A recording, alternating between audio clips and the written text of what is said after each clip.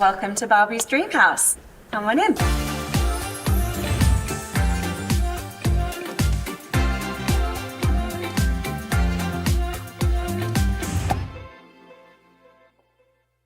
This is my breakfast table and my kitchen. We're in the living room right now. Here's a fun little bar and the slide that goes from the bedroom down into the pool. Not super practical, but nothing is for Barbie.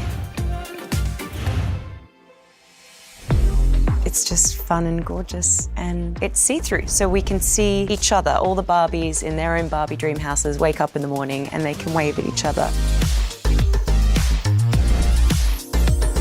This is like the product of so many discussions and so many references, and I can't even tell you the meetings we've had about pink.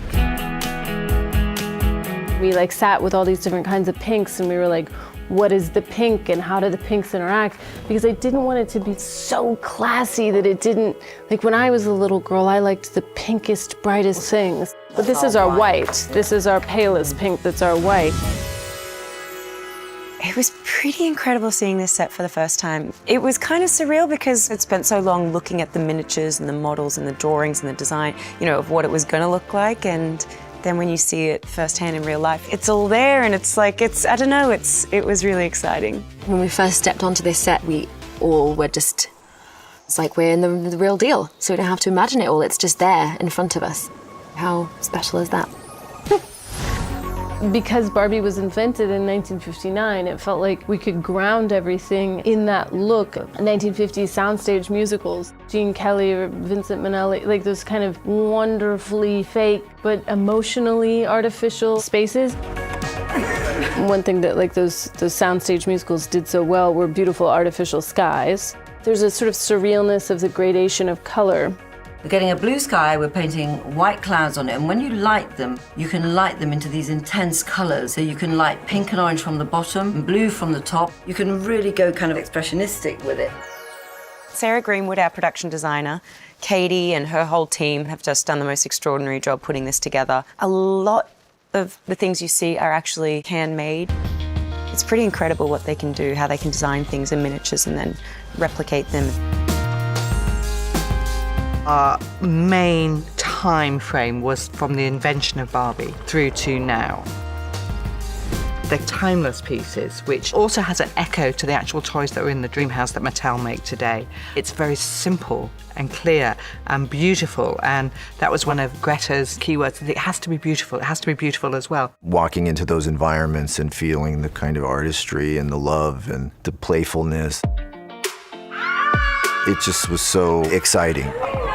The one thing that was a surprise were all the little monkeys, if you see any monkeys around. I didn't ever see them in the drawings, and I got to set, and I'm just gonna kick out of it. I love the bubble bath. My favorite design feature is obviously the slide that goes to the pool. And now we do a whole bit in Barbie's day where she slides down the pool to go down and have her breakfast. Taking it probably from the late 50s to the 60s was a big influence of that sort of modernist furniture that was coming through. The kitchen's great, so we have a mixture of, things that are physically there, but then also decal, because again, playing into the world of toys and how it would look if it was a Mattel product, our kitchen being a great example of that. So on the back here, you have just a decal, so it is intentionally 2D, and it's that thing where we want things to be obviously artificial, but still very satisfying. Come and see the pool.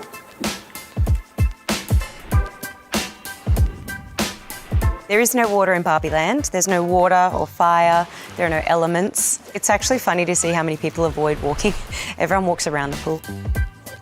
Even though it's fake, it's really beautiful, which is kind of like everything in Barbie Land. Let's take a look upstairs. We are right next to Barbie's wardrobe, and this is where she brushes her hair. Ivana, our hair makeup designer, and I have had a lot of fun on this job. There's been a lot of wigs. All the Barbies really can change their hair in a kind of unrealistic, impossible, magical ways. In one scene, she might have hair up here, and then the very next scene, it's a giant long ponytail. I want everyone to feel like they can reach onto the screen and touch everything. So emotionally, just remembering standing in Toys R Us, looking Barbies with the plastic sheet over it, and everything in you wanted to take it off and take everything apart and touch everything. Just talking about Greta wanting to go inside the box. That's actually Barbie's wardrobe. This is the beautiful wardrobe that does open and there's all the clothes. The magical wardrobe. Yeah. This was a design thing that we were very excited about. We were saying that the wardrobe in Clueless, like the bar was set so high, and we would really like to do something that is as cool as that.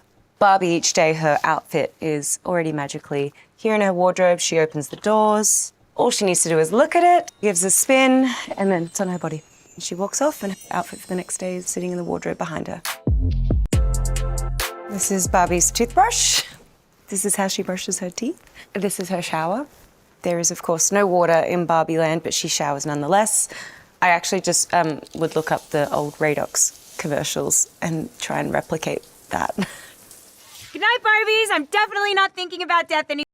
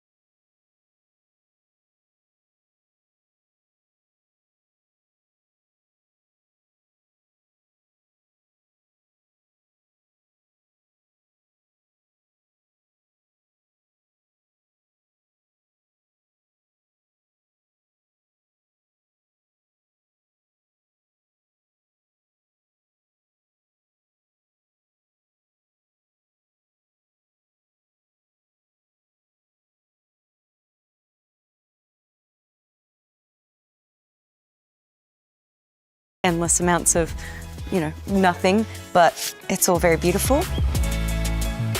Thank you for coming to see the Dreamhouse. I have to get back to set now. Bye-bye.